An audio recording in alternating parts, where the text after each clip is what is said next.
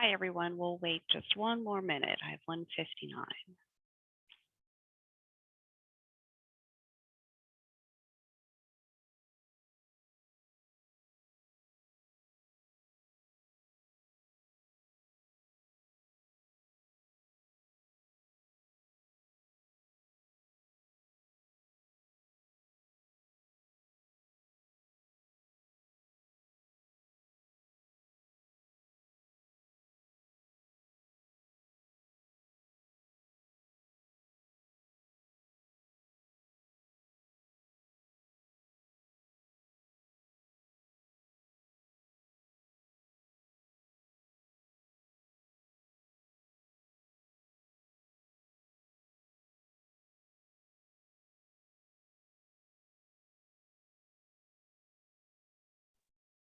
Okay, I have 2 o'clock, so I'm going to go ahead and get started.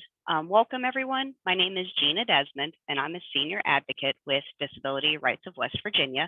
I am a 40-year-old white woman with brown hair, plastic rimmed glasses, and my virtual background is Disability Rights' logo.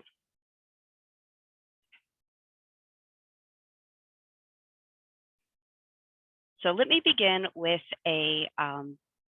just a brief overview of Disability Rights of West Virginia and who we are, in case you missed Shauna White's presentation this morning. So each state is federally mandated to have a protection and advocacy system for people with disabilities. And Disability Rights of West Virginia, we are the protection and advocacy agency for West Virginia. We are a private nonprofit agency. Our services are confidential and free of charge. We help people with disabilities by giving information, providing referrals, investigating abuse and neglect, providing direct advocacy, providing training on self-advocacy and rights, including voting rights. Courtney and I were talking about housing rights earlier, pre-session, the employment rights, accommodations training earlier, lots of other trainings. We support self-advocates.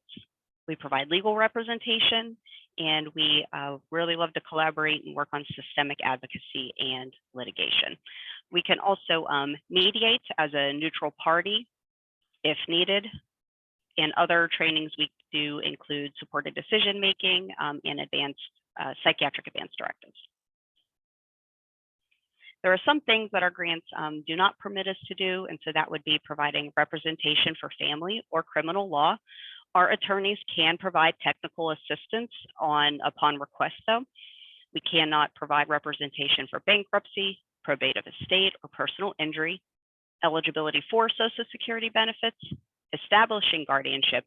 However, we can assist with revoking or changing an inappropriate guardian, and we also can't help with non-disability related issues. We have 9 federal grants and 1 state grant.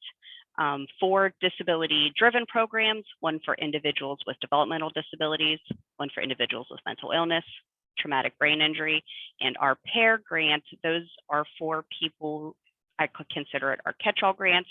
They do not fall into one of the other categories and have 1 functional limitation. So some examples would be someone who is deaf, blind, is hard of hearing, has cerebral palsy, diabetic, has a mobility impairment. We also have 5 issue-driven programs. First one is for assistive technology. I was messaging some coworkers earlier. After 596 days, I got some good news this afternoon, was able to finally get Medicaid reimbursement for an 8-year-old pulse ox. So that's an example of some assistive technology work we can do. A client assistance program that provides information on Title I of the ADA, also answers questions or works with people who may be having problems or concerns with the Division of Rehabilitation Services or Center for Independent Living. We have our PADS program, Protection and Advocacy for Beneficiaries of Social Security. So this is for someone who receives Social Security benefits, wants to work, and there's a barrier to getting to work. Our PAVA program, which you'll hear more about here in a second. And then our last program is our Rep Payee program. That is a grant through Social Security, and it gives us authorization to audit Social's representative pays. We also have a Our state grant is the Medley-Hartley Advocacy Program. This was established due to a class action lawsuit, and it provides lifetime advocacy for those that are considered Medley class members. There's just under 300 Medley class members currently. And the Hartley part of that, again, established due to a different class action lawsuit. And this is really what created the behavioral health comp systems and closing institutions in West Virginia. Through all of these programs, we help with home and community-based services. Again, abuse and neglect, we monitor facilities, housing rights, employment rights, accessibility studies, just you name it, where we really do a whole lot. So give us a call if you have any questions about that. Okay, so the Help America Vote Act is a federal law which ensures that each and every American citizen has the right to vote, and it makes the voting process and place accessible to everybody. HAVA ADA grants are available to make polling places accessible. These grants can also train poll workers on assisting voters with disabilities, and they help to purchase voting machines that are accessible to people with disabilities for each precinct. There has to be one in every precinct. Protection and Advocacy for Voting Access, PAVA, this is Disability Rights Grant, was established in 2003 as part of the Help America Vote Act. And again, it is our job to ensure that individuals with disabilities have full participation in the electoral process through voter education, what we're doing here today, regarding registering to vote, casting a ballot, and accessing polling sites. So people with disabilities have the right to vote. They have the right to an accessible polling place in the same precinct where they are registered to vote in privacy, to have someone of their choice assist them with registering to vote, reading a ballot, or helping them make their mark. You also have the right to vote from your car, but it has to be a choice. You should not be forced to vote from your car because you can't get into the polling site. If you would like someone to help you with voting, but let's say you don't want it to be somebody that you are close with, so a spouse, a best friend, a parent, you can have the poll workers assist you. And so they would send two people, one Democrat and one Republican, to help you with casting your ballot. If you have someone that you choose to help, they would have to sign a written oath or affidavit saying that they are not overriding the voter's preference in any manner. You also have a right to bring your service animal to your polling place. And I'd like to note here that emotional support and therapy animals, they do not have access. This is just for service animals.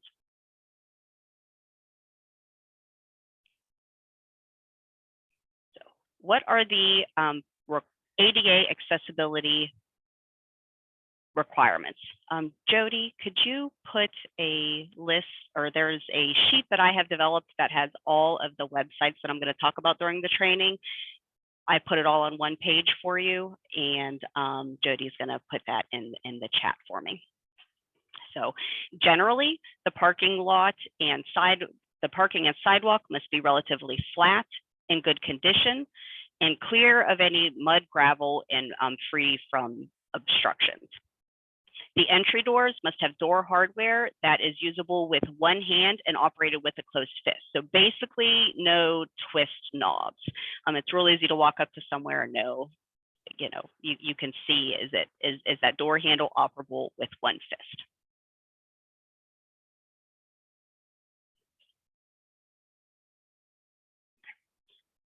So the voting machines. Again, the Help America Vote Act requires that each polling site have at least one accessible electronic voting machine, and the room that machine is in must have adequate turning space. The pollers must be trained on how the device operates and be available to assist individuals if needed. Earlier this week, I met with a client of ours who is blind and is also hard of hearing. And we were talking, it was actually on election day when I met with her. And the poll workers didn't know how to turn on the volume for the polling machine. She said that they immediately went and they called someone who was able to help them, and she really only had to wait a couple minutes. But it really is very important that the poll workers know how to use the machines and the accessibility features. Again, the poll workers cannot influence an individual's right to vote. You could call the county clerk's office before election day, and I suggest even before the early voting begins. I believe it was Putnam County several elections ago. They put a machine in the library, and you can they set the machine up, and then you vote for things like your favorite ice cream, chocolate, vanilla, strawberry, so that you can learn how to use the machine. I know the first time I went in and we had new electronic voting machines, they came up, showed me real quick what to do, asked if I was okay, and left. And I said that I was. And a couple minutes later, I was definitely back there raising my hand because I needed them to come back and show me. So don't hesitate to ask.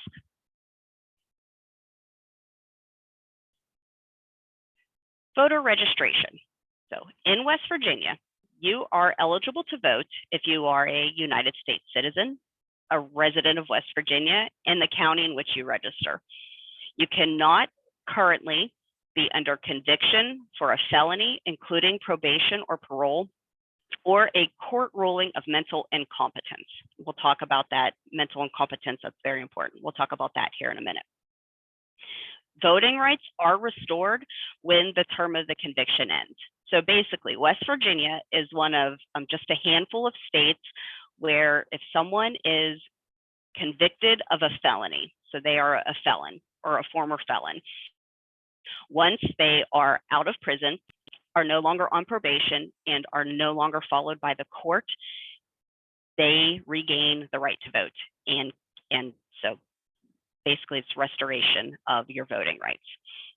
If before somebody has been found guilty, or if it is a misdemeanor, you never lost your right to vote.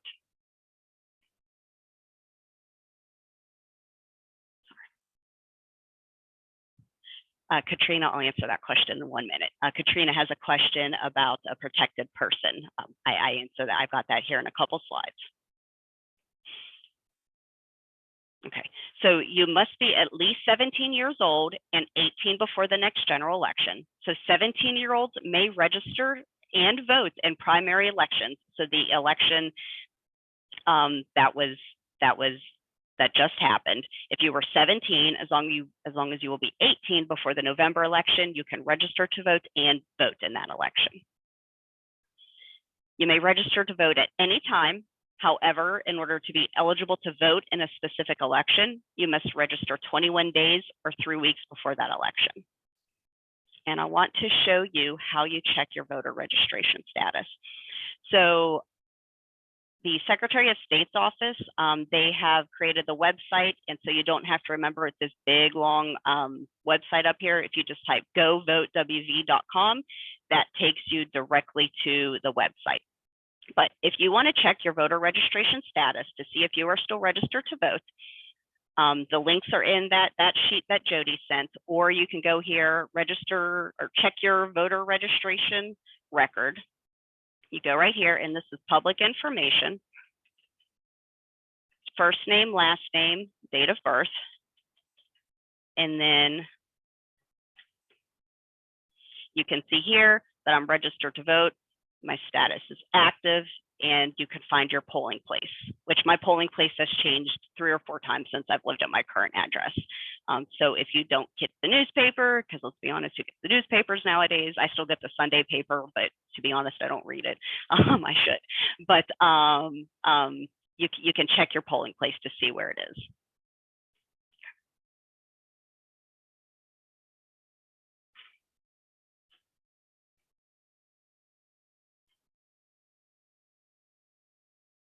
Okay, how do I register to vote? If you're a West Virginia resident, it's pretty easy to register to vote. You can register to vote in person at any time at your county clerk's office or at your county courthouse. You can also register to vote online now on that govotewv.com, they have a register to vote. In order to register to vote online, you have to have a state issued ID. So either a driver's license or the non-operator's ID. It works perfectly. And the reason for that is they need your signature. And so when you register to vote online, they have access to your signature through the DMV.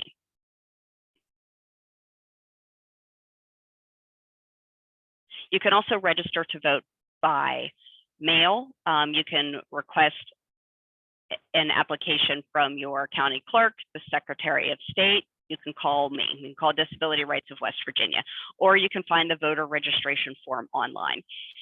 You return the completed voter registration form, again, by mail or in person, to your county clerk's office. And the DMV also has the Motor Voter program. So be sure to bring or mail proof of your physical address when you register to vote. That could be a utility statement, a bank statement, a paycheck, something that has your current name and address. Now, let's say you don't have that. You just moved, or we help people register to vote if they're in the hospital, specifically like psychiatric hospital, Sharp and Bateman. And so you may not have something that has your physical address. So when you register to vote, what will happen? You register to vote, you mail in the voter registration application, and the county clerk will then mail a yellow card to the address on the voter registration form. And then they wait 2 weeks. When that yellow card is not sent back to the county clerk, marked, unknown sender, unable to deliver, then they verify your address and complete the voter registration.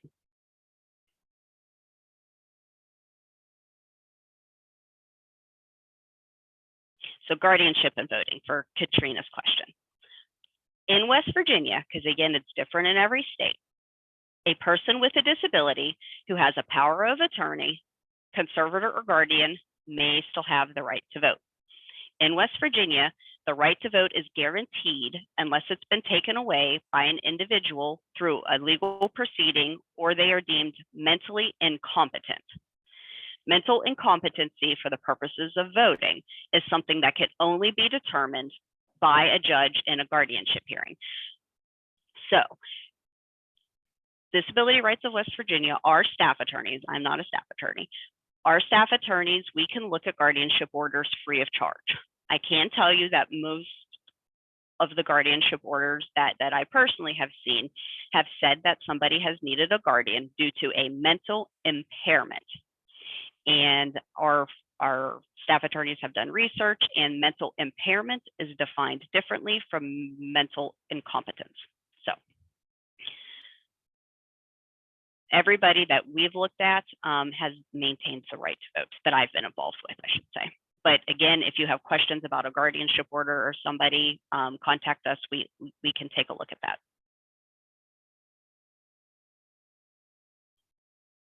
So the following disability-related situations do not affect a person's ability to vote: voluntary or involuntary commitment, receiving any of the Medicaid waiver programs, so aged and disabled waiver, IDD waiver, traumatic brain injury waiver, the CSED waiver, if you receive Social Security benefits, if you have a representative payee, if you have a power of attorney, whether it's medical or general, if you have a surrogate decision maker, none of that affects the person's ability to vote.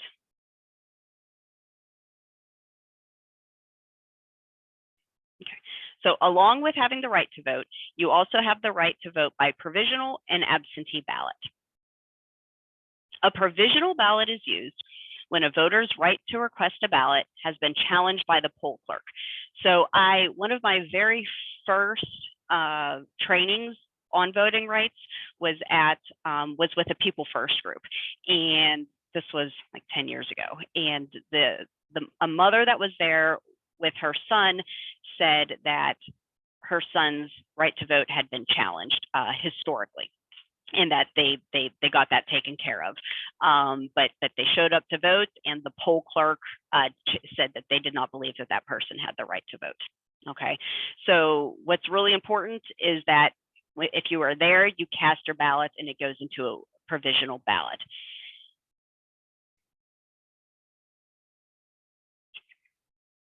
Some other challenges could be if somebody's name is not on the voting list because the person maybe they are in the wrong precinct, or if somebody forgot their identification. There's now a voter ID law in West Virginia. And what happens is after Election Day, during all the checks and balances that happen after, the county commission goes through and they will check the challenges that were done by the poll clerks. And if the county commission finds that the challenge was unfounded, then the vote is counted and tallied with all of the regular ballots cast in that election. And you can check the status of your provisional ballot online. Okay, so absentee voting. I think we are all, because of COVID, a little more familiar with the absentee ballot process. I actually was pretty happy that I got to vote absentee, because then I got to learn more personally about the process itself. So absentee voting is conducted by mail or electronically before Election Day. Absentee ballot requests can be made if a registered voter has an illness or an injury, is hospitalized, has immobility concerns, or is unable to get to their polling place.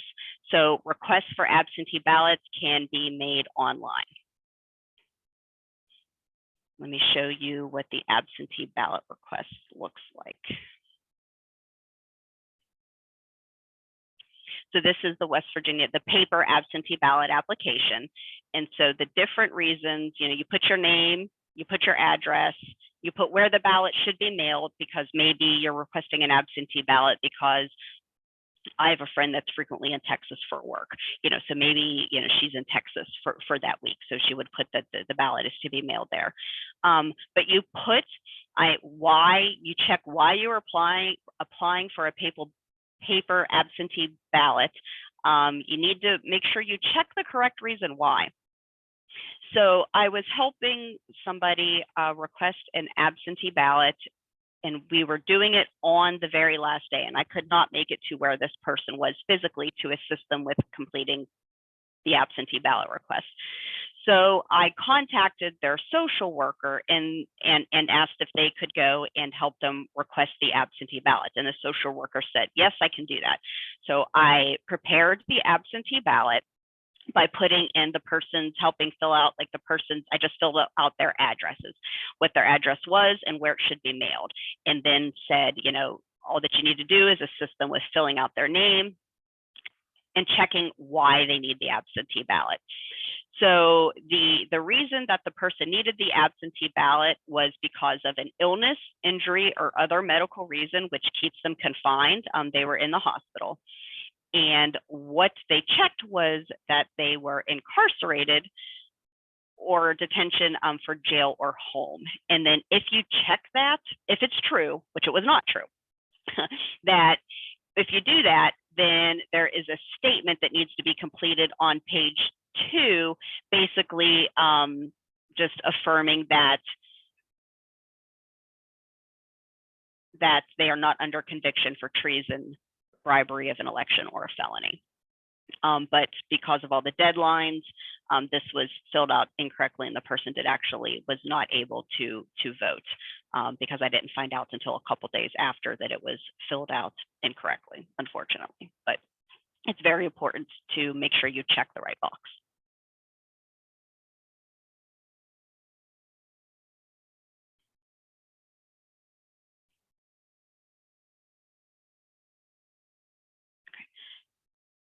So, of course, during COVID, we were all given the ability to vote absentee. So, if you're eligible to vote by absentee ballot, when and where can you apply?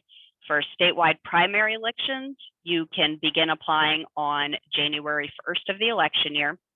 For the general elections, so the November elections, no sooner than 84 days before the election.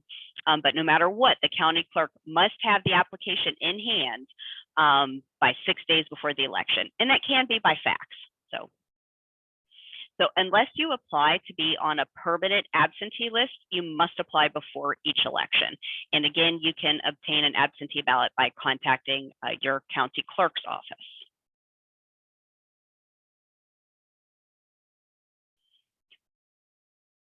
If a voter has difficulty or cannot sign their name, you can make your mark and again have a witness sign the application and the ballot. I've done that before. There is a section that says why that I assisted and who I am. There was a couple elections ago, there was a lady who had her driver's license, and I was able to help her request the absentee ballot online. And I just entered that I helped her, and she didn't have internet access, so I had to fill it all out for her online. Some counties also allow emergency absentee voting in the following situations. So if a voter is unexpectedly in the hospital or other type of healthcare facility, they or their immediate family can call the county clerk and request an emergency absentee ballot by noon on election day, and 2 election officials will deliver the ballot.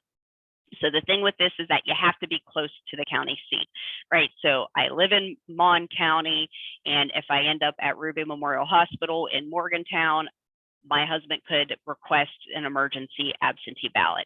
Now, I am currently in Charleston, and let's say today was election day, and something happened and I ended up in the hospital in Charleston. Mon County is not going to send two clerks down to Charleston to deliver the ballot.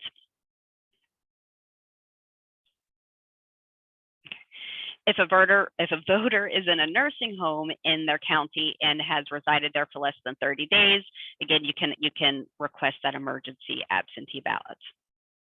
And then I already discussed the hospital. Okay, so the status of your ballot can be tracked by contacting the Secretary of State's office, and you can also check it online. And I will show you what that looks like. It looks a lot like here's the absentee ballot tracking website. And again, you just enter first name, last name. Oh, I'm going to enter my husband this time because I want to show you how it's different.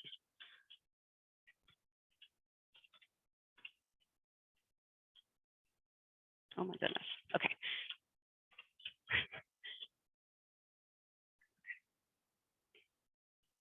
So here is what, let me make this a little bigger.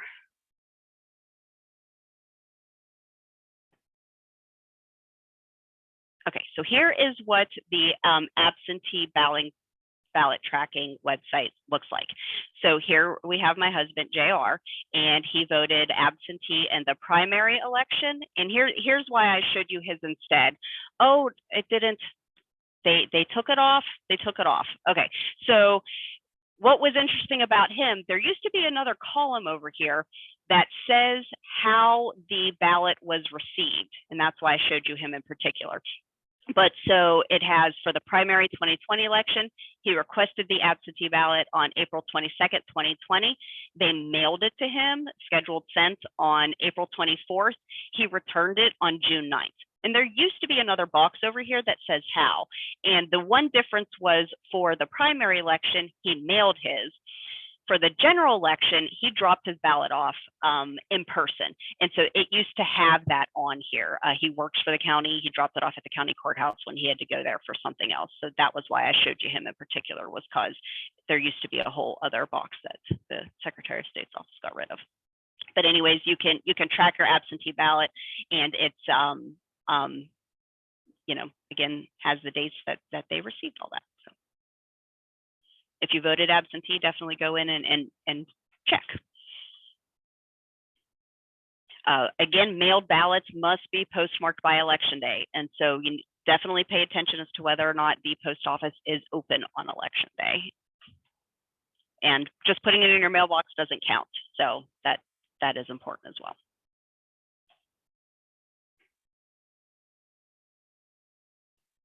Okay, electronic absentee voting for people with physical disabilities. On February 3rd of 2020, Governor Jim Justice signed Senate Bill 94 into law, which expanded the use of electronic absentee ballots to those who cannot make it to their polling place due to a physical disability and cannot vote a paper ballot without assistance due to a physical disability.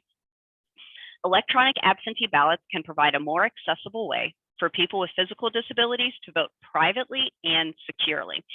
For example, an eligible voter will be able to use the electronic ballot marker on their computer or phone. So disability rights, we were very involved in the passing of this Senate bill. We basically asked them to expand upon the overseas military system. So how do I apply for an electronic absentee ballot? Again, you go to govotewv.com and be sure to follow the instructions on the application. I'm going to go back to that website. Okay, so for this, it says this is the absentee ballot application and eligibility. It says choose one from section A or section B. So section A is if you want it mailed to you by paper. Section B says B, I'm applying for an electronic absentee ballot due to a physical disability that prevents me from voting in person and from voting a paper ballot without assistance. If selected, enter your email address. So you do need your email address.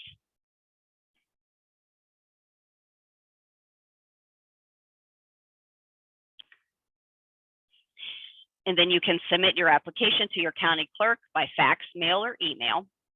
And then you receive by email instructions on when your ballot is ready and how to go through and how to do that.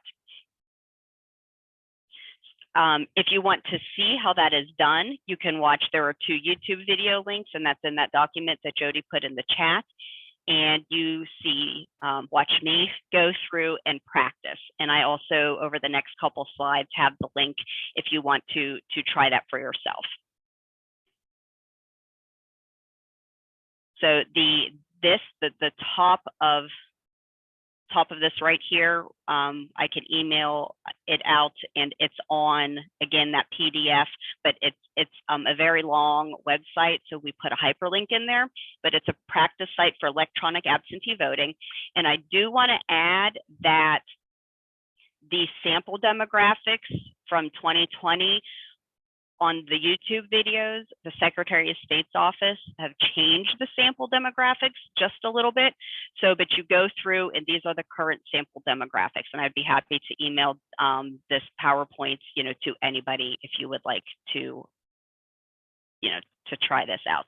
And on there, you vote for Ebenezer Scrooge versus Santa Claus. But you go through and you enter all of that. One important thing, disability rights, we worked with the West Virginia National Federation of the Blind to help make sure that the electronic absentee voting system was fully accessible. We had a lot of meetings with the NFB and the Secretary of State's office, and several different people with the National Federation of the Blind tested and provided feedback to make sure that it was fully accessible to screen readers, because there were a couple glitches where once you chose, but basically there were issues with screen readers picking up when buttons change, and we were able to work together to fix that. So voter identification and casting your ballot. Voters must show a form of identification to vote in person during the early voting period or on election day in any and all elections. Any ID shown for voting purposes must be valid and not expired. So acceptable forms of non-photo ID are your voter registration card. So if you don't have an identification, because some people do not, maybe you're currently experiencing homelessness. In that case, you can register to vote using the homeless shelter, some DHHR websites. There's a Center for Independent Living. You can register to vote there. And when you register to vote and then they verify the address, you get mailed the little yellow card. And so bam, you now have an identification for your voter to vote. You can also use a Medicare Social Security card, a birth certificate, a hunting or fishing license, or a SNAP ID card. Oh, sorry, Sandy, I missed your question. So what happens, Sandy asked, what happens if a person casts an absentee ballot and then passes away before Election Day? I'll be honest, I do not know the answer to that question, but I will email Deke at the Secretary of State's office and ask, because I do not know the answer to that. And I work with Sandy, so don't let me forget to ask that, Sandy.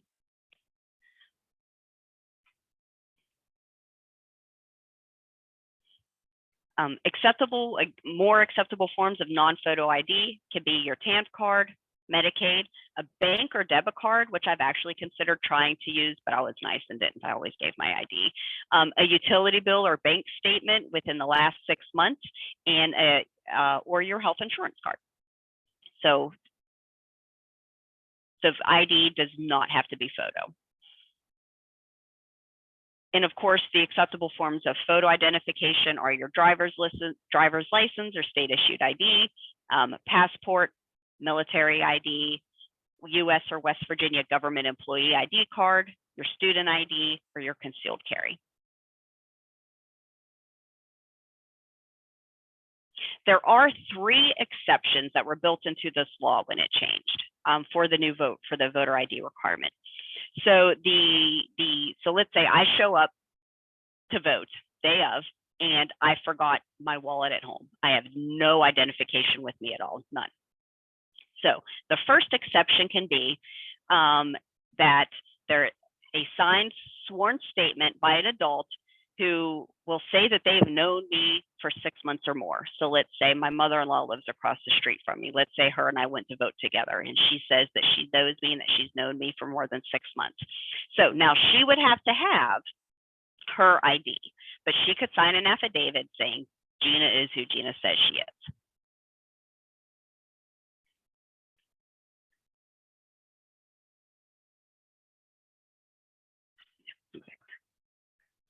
The second exception is, let's say I know one of the poll workers. I walk in and it's my neighbor. Hey, Mandy, how are you? And so, you know, I left my wallet at home. So then the poll worker, Mandy, says, yes, I know Gina. And so no additional affidavit or ID is required in this case because the poll worker knows who I am.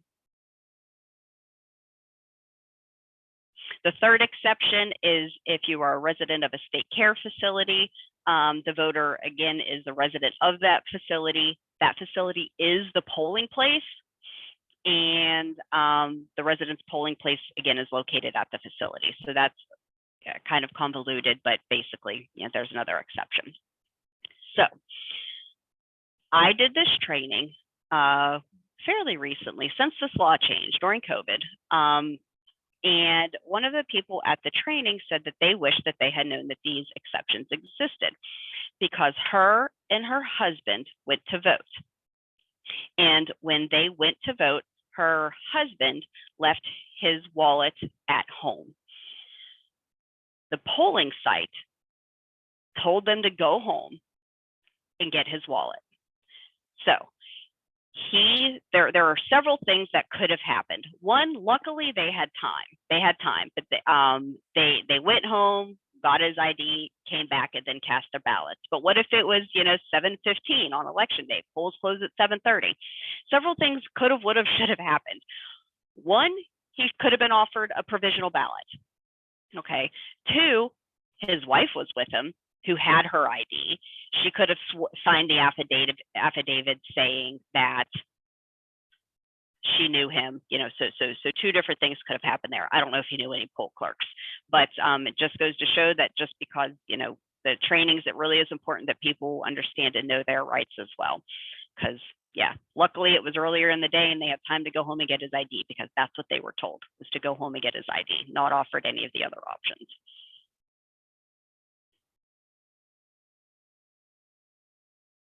All right, so what if a voter shows up to vote, doesn't have an ID, doesn't fall under any of the exceptions? kind of gave you the answer in my story a minute ago.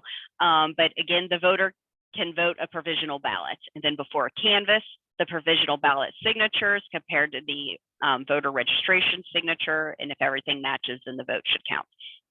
This can also happen if you're at the wrong polling place, and again, maybe there isn't time for you to get across town because, you know, again, the polls close at 7:30. Yeah.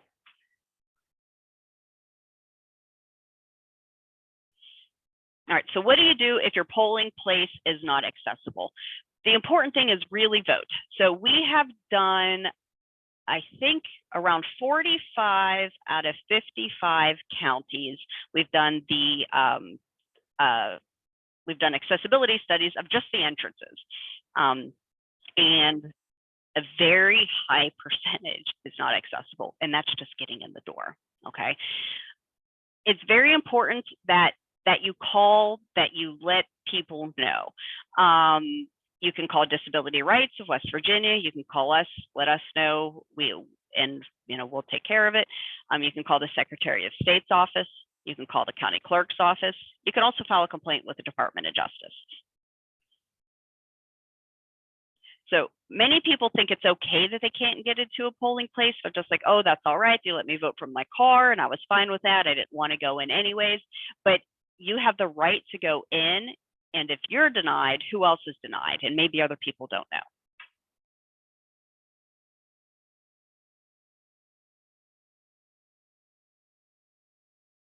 Okay, so the county commissions, they are who is responsible to assure that all of their constituents have the uninhibited right to vote as identified and set forth in the Help America Vote Act.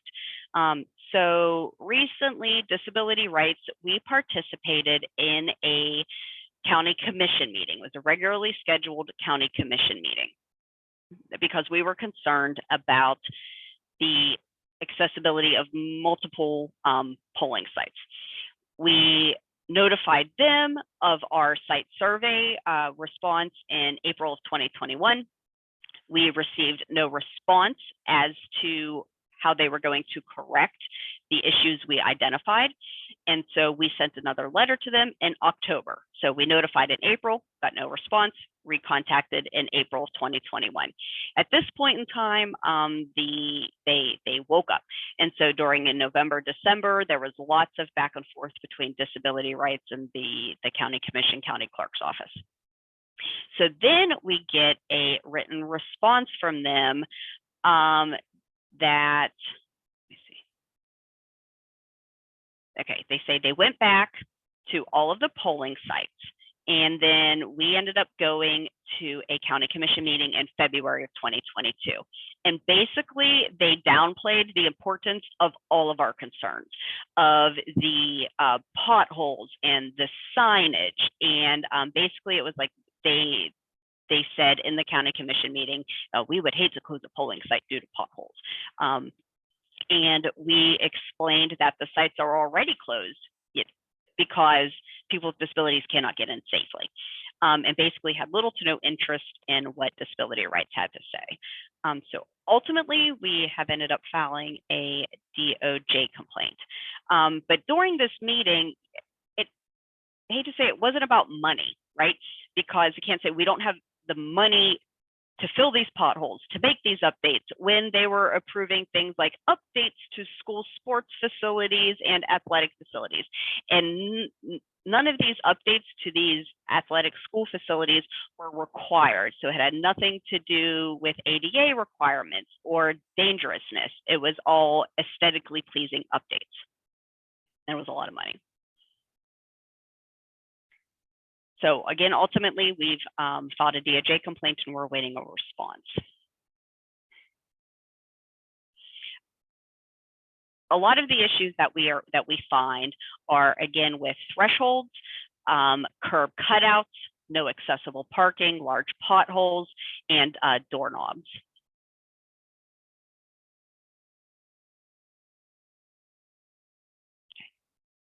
Required funding citation. Here's my email address, which I will put in the chat right now. And I see a question. Okay.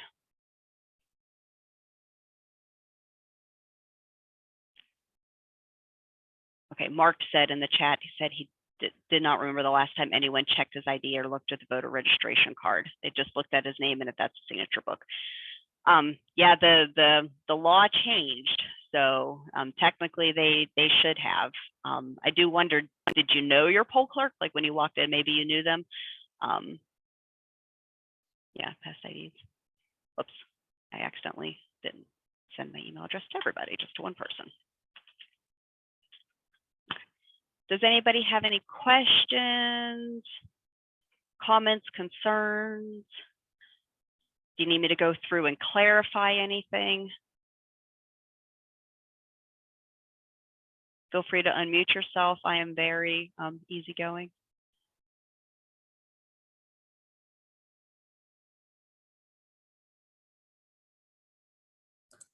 Gina, I have a question for you. A couple of years ago, and I live in Pennsylvania, but I think this is a law in West Virginia as well, and it would definitely apply if this is contextual.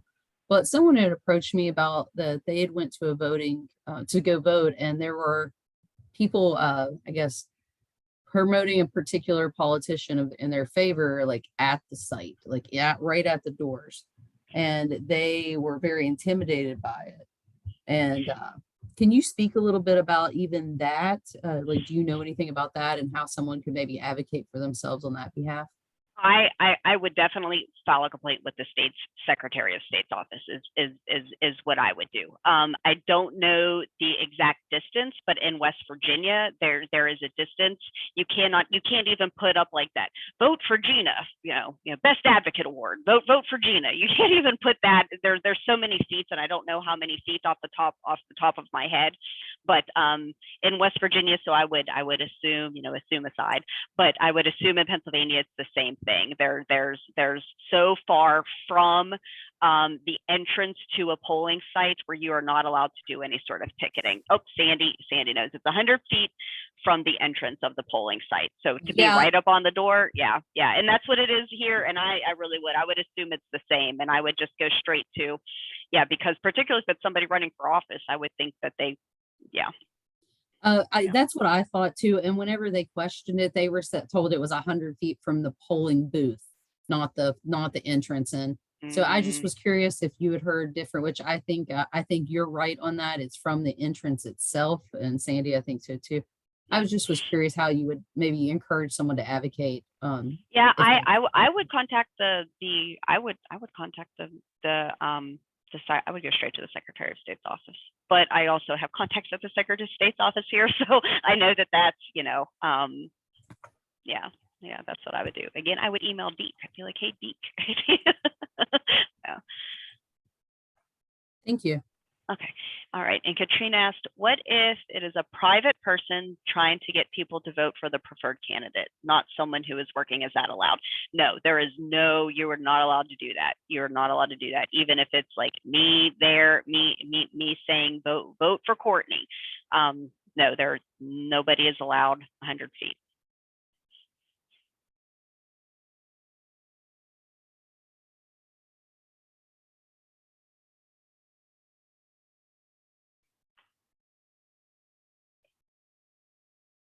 And again, if anybody has any questions, concerns, wants to talk about something, feel free, shoot me an email, give us a call. We'll see what we can do. If you have a guardianship order you would like us to look at, if you have specific questions about somebody who is hospitalized, so for example, if somebody is like what we call a forensic patient at a psychiatric hospital, not guilty by reason of mental illness and competent to stand trial, they have retained the right to vote, so can still vote. Which was the issue of my concern before. They checked that they were in jail. They were not.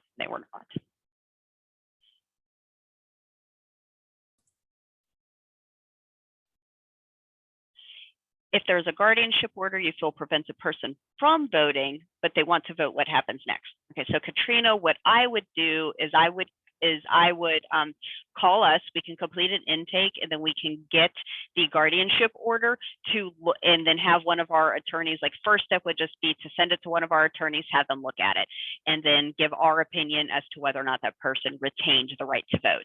And then let's say that that the person did not retain the right to vote, but they wanted to vote.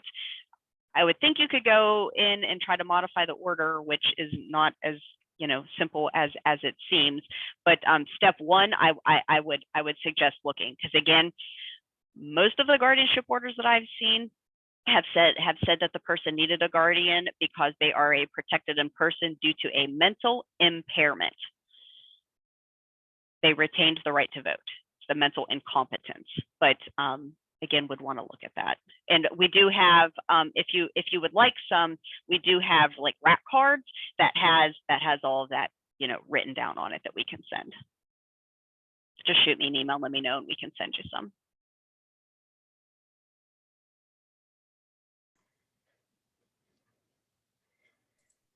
Yes, and thank you for all the work you do with with making the voting places accessible.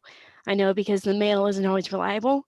I know some people, I know some people who ordered absentee ballots but never received them, and they contacted the courthouse and said, well, we mailed them, and there was really not much they could do because they couldn't, they didn't want to go out to the voting place because it was just too hard to access. So yes, so it was a couple elections ago, but that was what the lady that I had helped her requested online, because you can request an absentee ballot online. Let me find it. Request an absentee ballot. It's a big red one. It was, she had gotten in the mail and she had mailed it, and it's she was actually referred to us from like a national help, basically. And let me see, absentee ballot application.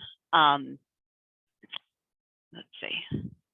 But it was the very last day. It was the very last day that the county clerk needed to receive that application, and they had not. I called the county clerk. They did not receive it, and we had requested the ballot online. But I'm trying to remember if that was just a special thing because of COVID or not. But I was able to go through, and she had a non-operator's license. She couldn't fill it out at home because her internet was out. I mean, it was just like the perfect storm. But her and I, of course, the website isn't working. Her and I went through, during COVID, there was a way you could request your absentee ballot online, and I was able to go through and request it for her. Now, you can fax it, you can't, so if you have someone, who is able to, get it to you and then, be able to fax it or email it, you can call your county clerk and you can do that. But yeah, the postal system, when it works, and when it doesn't, it doesn't. So.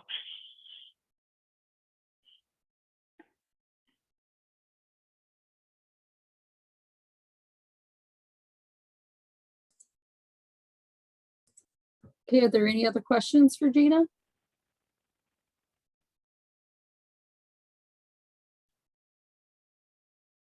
Definitely reach out if you guys think of anything later, or you want us to, again, look at any guardianship orders, talk about specifics, we can get more information and then get the answer. Gina, would it be okay if they could reach out for a copy of your presentation if they would like as well? Yeah. And actually, let me see if I can.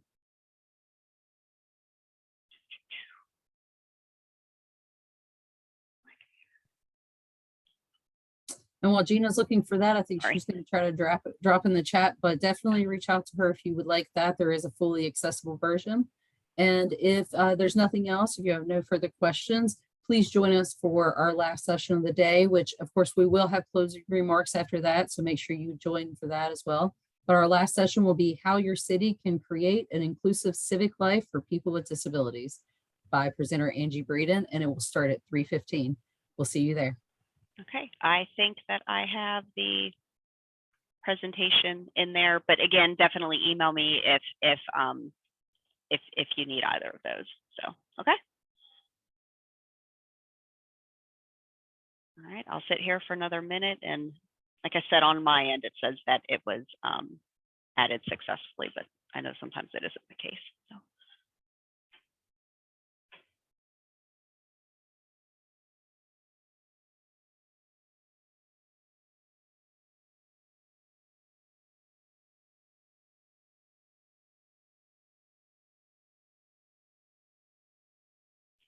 And also, if anybody would like, I see a couple service providers, I see some names I know, would love to come out and do voting rights presentations, in person, imagine.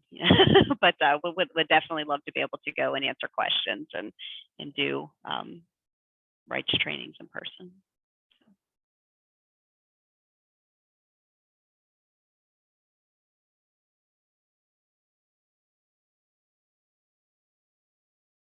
Okay, well, thank you, everyone, and we'll see you at 3:15. Thank you again, Gina.